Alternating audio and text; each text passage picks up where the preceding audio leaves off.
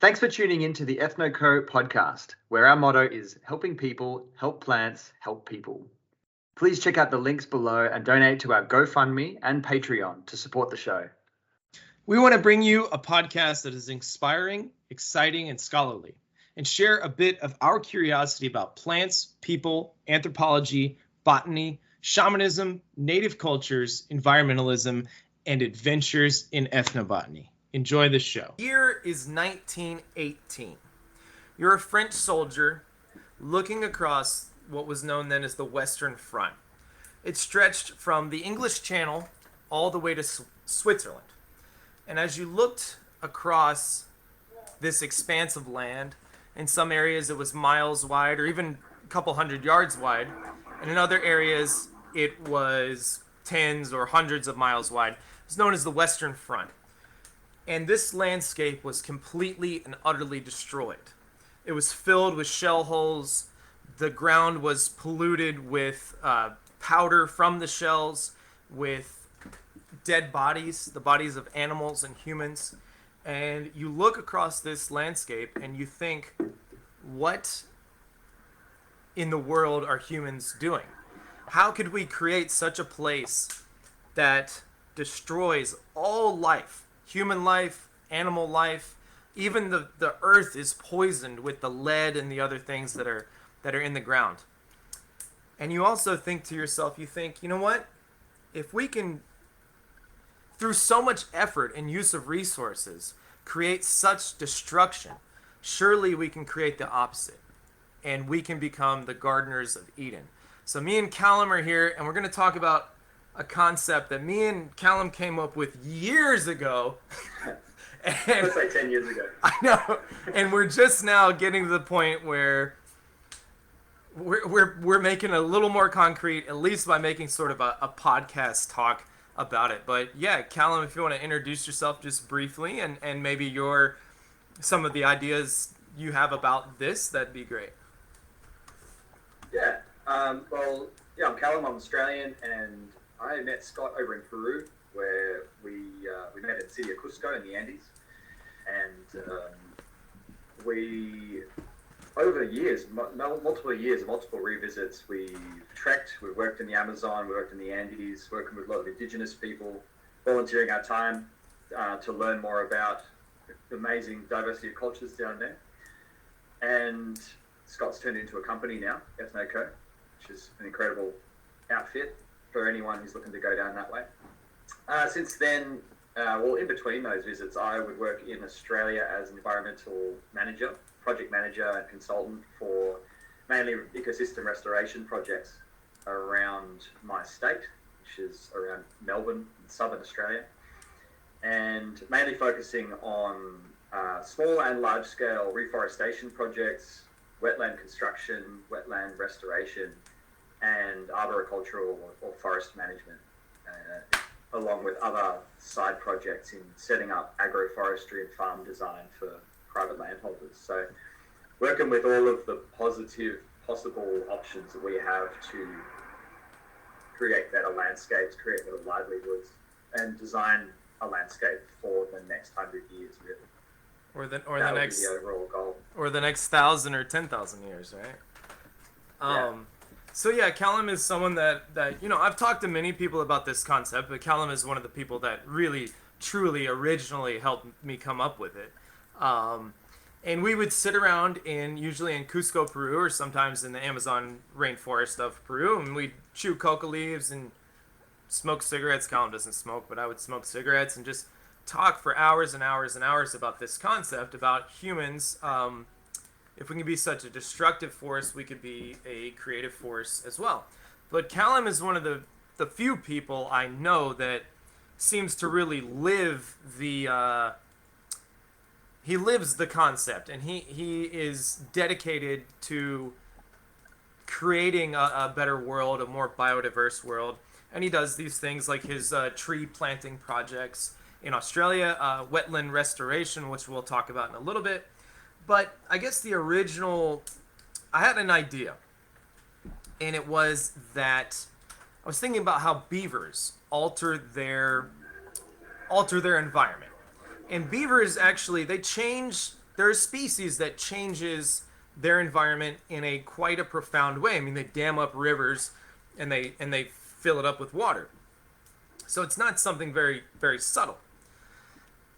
And in many cases, those beavers create a better ecosystem for themselves and for other species that live in the area.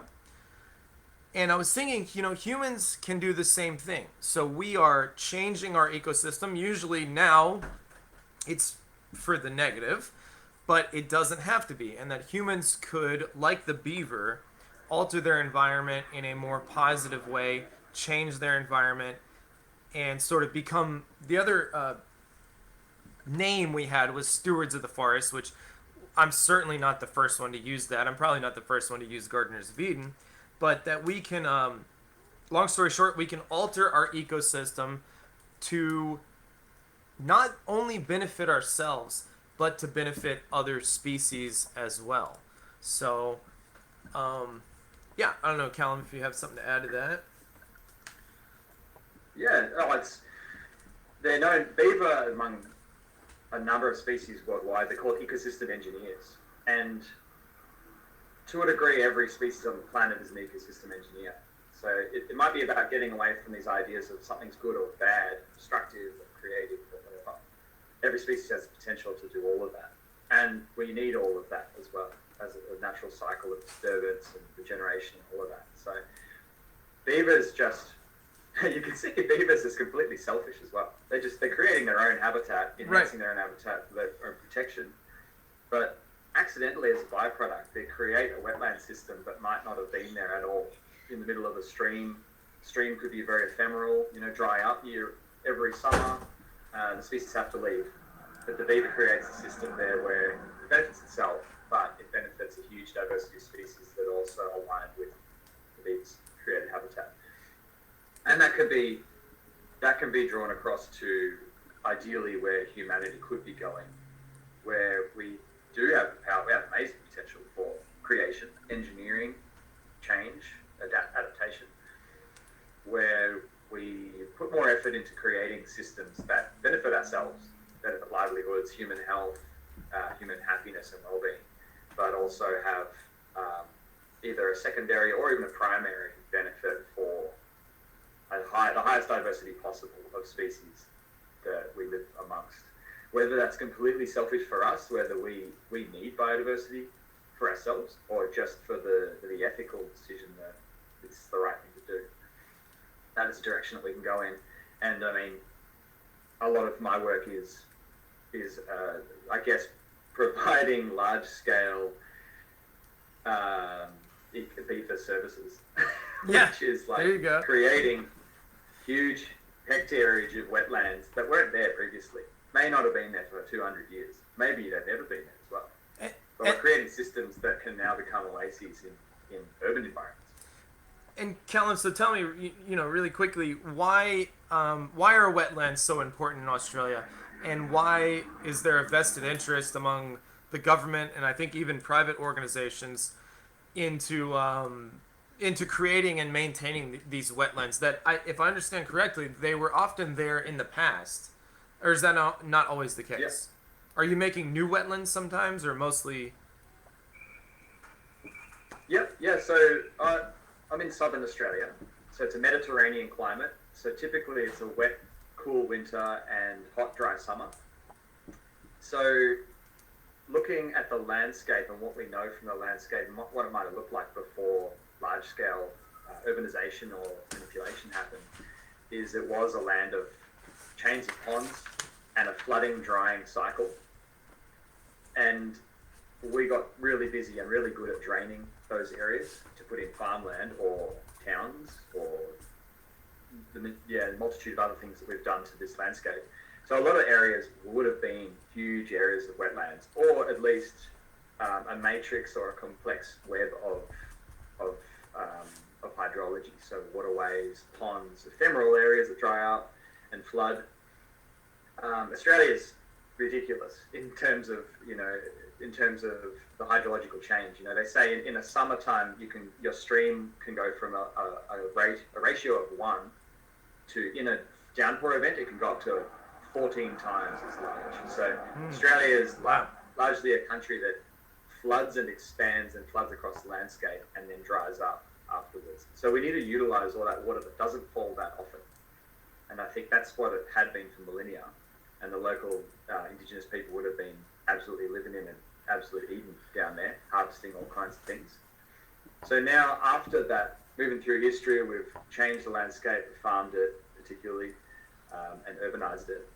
Now we're going back to realize that we also need wetlands as a tool for water filtration to offset what we're putting into these waterways from urbanization. So there's some pretty strong legislation that has determined that we invest heavily in creating either spending billions of dollars on water filtration plants, or we spend millions of dollars on creating wetlands that are biofiltration systems that also have a secondary benefit of wildlife. Now, do you mean is the runoff from is it farm runoff like fertilizers and stuff, or is it chemicals from households or sewage? What sort of runoff do you mean? Yep, it's typically where a lot of the investment lies would be in urban or peri-urban in environments. So a lot of hard surface runoff, a lot of concrete, a lot of roof. Okay. A lot of different chemicals going into those wetlands. Yes. Just based on the crazy chemical complexity of what city life has produced. Sure. But also farming land too. There's a lot of nitrogenous fertilizers. So all of the fertilizers turn the grasses real bright green and feed cows, keep them healthy. Yeah. A lot of that does at times, and manure obviously, run off into waterways. So you're getting a combination of like strange chemicals that could be, fuels, oils, but also things that run off roofs or plastics. They're the complex chemicals, but there's also fertilizers that run in as well.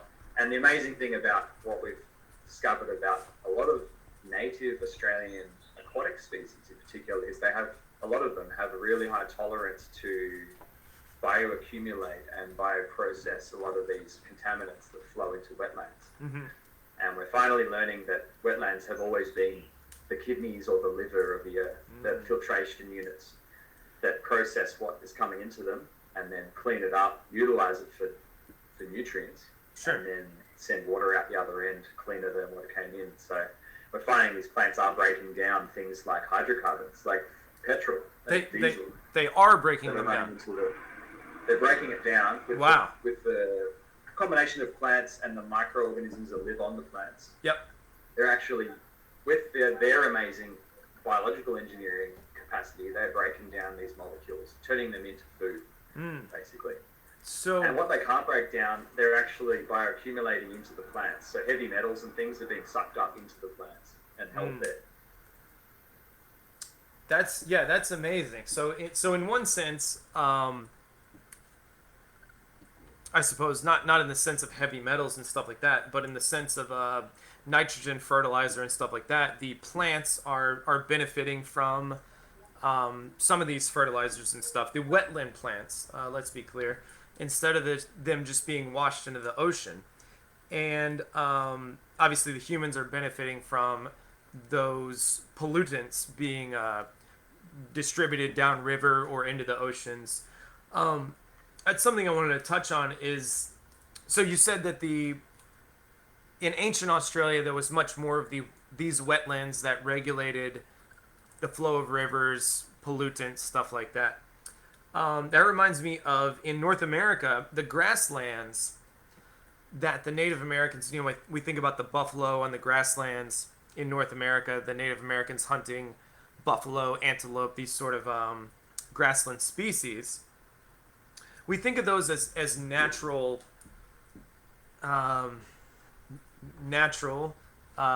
occurring ecosystems, but that's not necessarily the case. And this is semi-controversial, I think, but we're not exactly sure if the grasslands were natural or if they were maintained by the Native Americans of North America. So the natives would burn these grasslands. We know that they were maintained, but the question is, were they there before? we know that they were maintained by the Native Americans, and what that did was it created a certain habitat for grassland animals like buffalo, antelope, etc., etc., and the natives were then able to hunt those animals and excuse me, and benefit from them. So, on the one hand, the humans were altering their environment, but instead of that being a negative alteration for other species, it was a positive one. So that's part of the way that this concept came about, the Gardeners of Eden concept.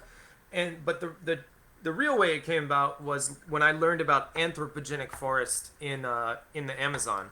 And Callum, if you want to talk about the anthropogenic forest for a second, and then I'll talk about it, that'd be great. Yeah, I was going to say it's not just about wetlands and then transitioning towards grasslands as well. There's all kinds of ecosystems. We're finding there was a really strong presence and influence from First Nations groups over thousands of years. Yeah.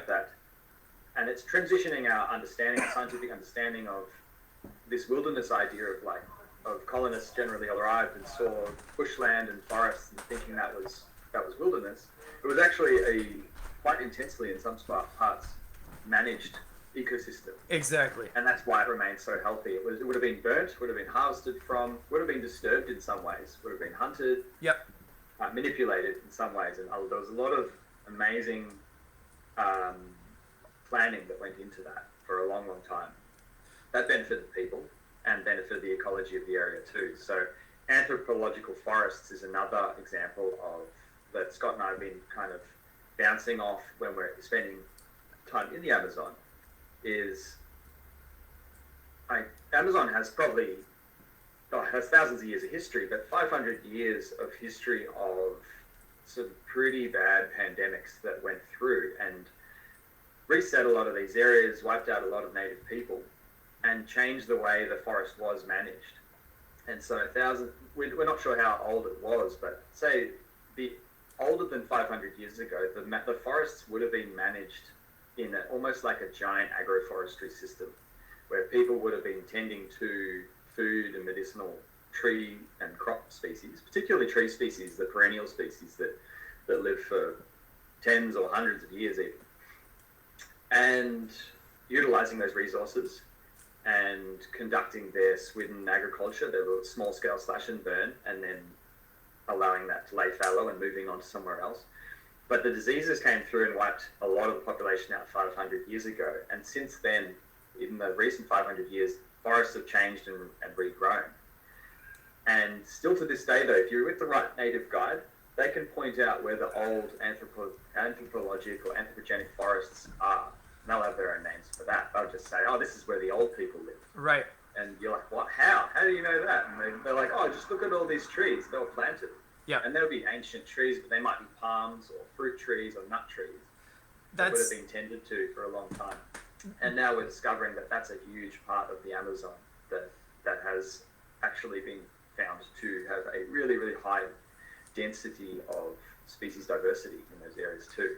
So you want to talk about the rest of that? So yeah, that's exactly what I was going to say. If you go with certain native guides or with botanists that are attuned to searching for anthropogenic forests, so forests that were made by man, they can sometimes. So you have a group of botanists, native guides, and archaeologists, and the native guides or the botanists will tell the archaeologist, "Hey, we're in an anthropogenic forest because there's this species and that species, and I want you to dig here and look for pottery or look for artifacts." And they will dig there and they will find the artifacts, and the natives and the botanists are able to tell that simply from the species existing in the area. There's it's the concept, not concept, but there's something called tierra preta. I think I'm pronouncing it correctly. It's in Portuguese, which I'm not very good at. Yep. Tierra preta is a sort of anthropogenic soil that was made by humans, mostly in Brazil, also in the Western Amazon a bit, but mostly in Brazil. And it was an extremely, extremely rich soil. It's a mixture of carbon and various kinds of compost. but it held nutrients much better than any other soil ever found in the Amazon. You got anything to say about Tierra Preta? Yeah, it looks to be like it's found to be just, they call it black earth. Yeah. Basically. Terra Preta. Yeah. They found a lot of compost, manure, organic waste, and ceramics. So a lot of broken pottery, which is the interesting thing. And it goes meters deep in some spots. So a highly engineered environment. Now it's got forests growing on it.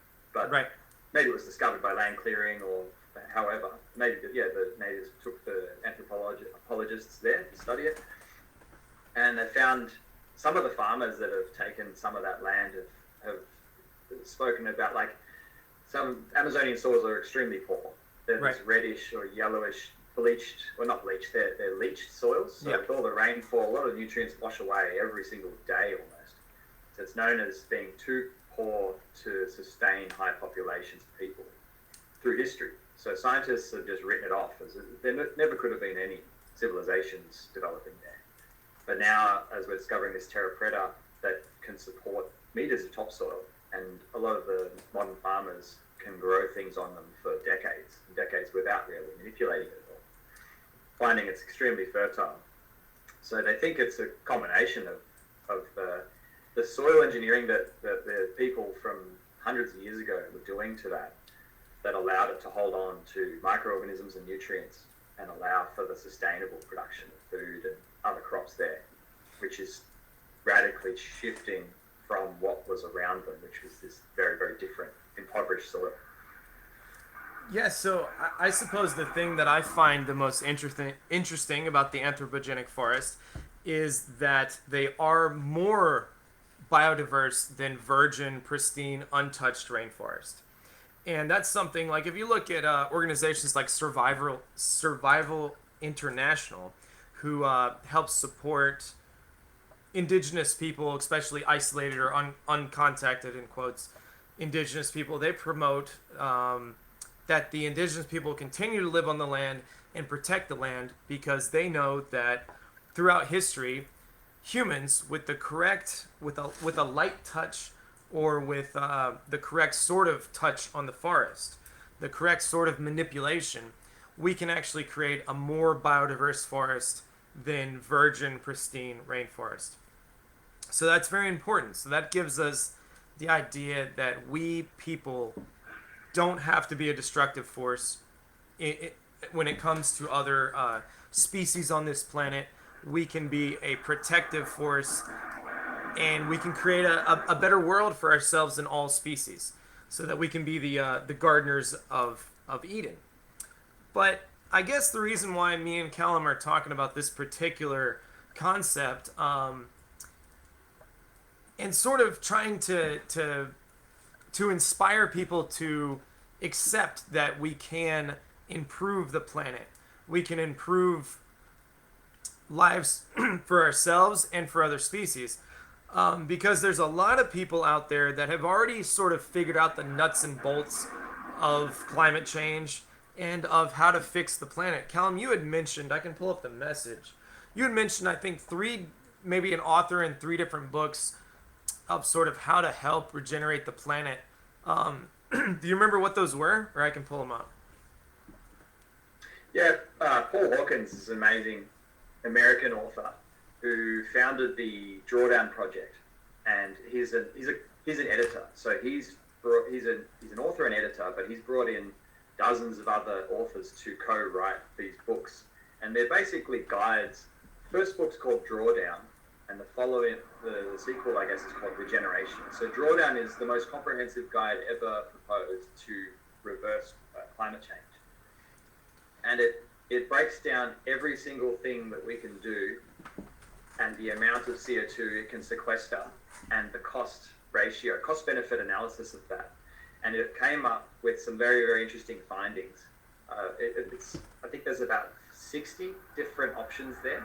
Everything from solar panels and photovoltaics to empowering women, to educate women through school, and everything strange in between, like proper recycling of refrigerators. Right.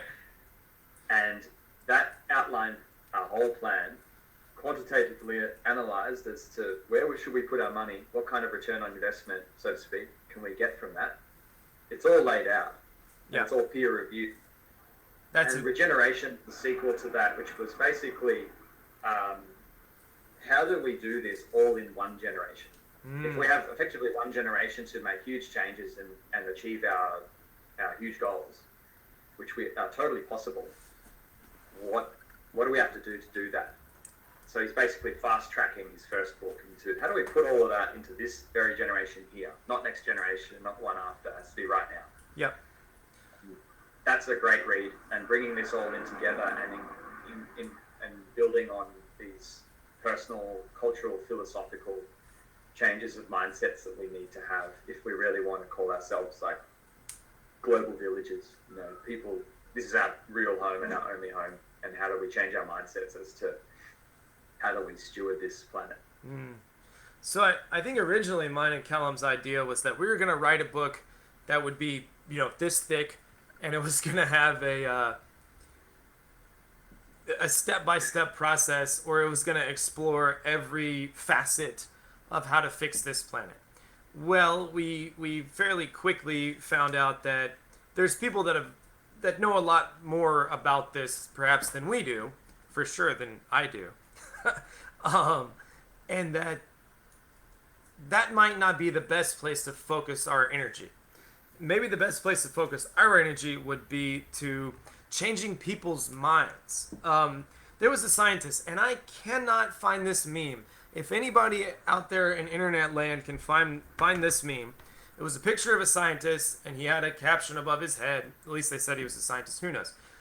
What he said, when I became a scientist in the 1980s, I thought that 30 years of good data would transform the world. Everybody, after 30 years showing we're destroying the planet, conclusively and clearly, we're destroying the planet, that people would just change. They'd be like, okay, we're destroying the planet, we're going to stop doing this, we're going to shift to a different way of living.